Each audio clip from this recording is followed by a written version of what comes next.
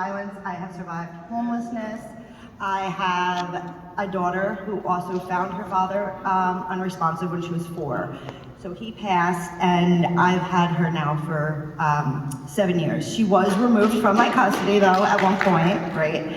So I did go through the process of having separation, being put into permanency, where they wanted to place her permanently with her grandmother. And although I was sober at this time over a year, the division still wanted permanency. I didn't give up, and I fought, and unfortunately, I had a domestic, public defendant that really did care, and he stepped up.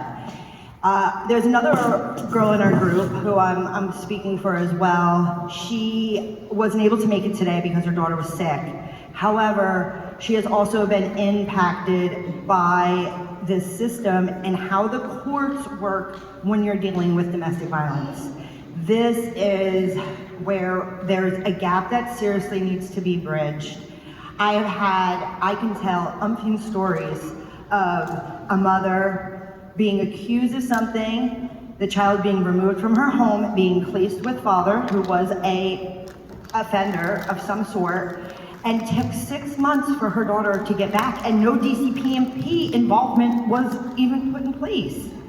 So where is that happening? I have a sister in Monmouth County where she's had 12 different judges in 2 years. That is where they're falling through the cracks.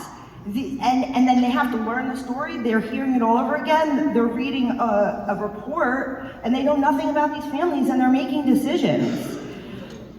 I think that personally we've had to advocate for ourselves as parents. We've had to become our own type of case manager, and that's where I know when I was trying to get out of my domestic violent relationship and felt helpless and homeless and turned to drugs because I didn't know where else to turn.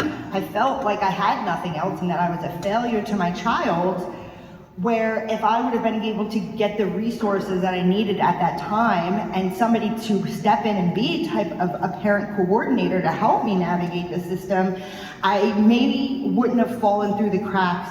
And I'm not blaming my addiction on anything else but myself, but I do know that when somebody is suffering from an addiction, it is a symptom of what's really going on. And that is one of the first things that I think needs to be addressed when you're dealing with somebody that has a drug problem, is what is really going on underneath. And let's ask that question, right? And then let's talk to the kids, because the judge in that case did overturn DCPP's decision to return my daughter to me despite them not wanting to, right? So I got my daughter back, which was amazing. And I'm grateful every day for that experience.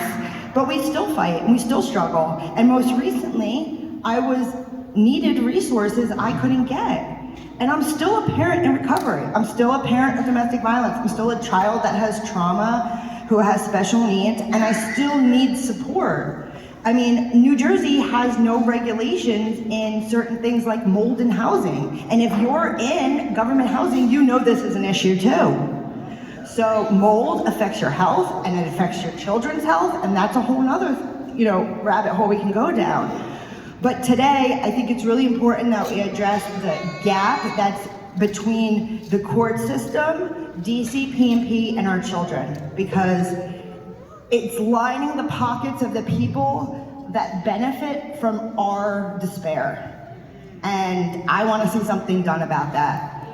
So thank you everyone for letting me share and listening, and I hope we can all come together as a community and really, really forge a way for this change, because I feel it happening and I'm so grateful to be a part of this. So thank you so much, everyone.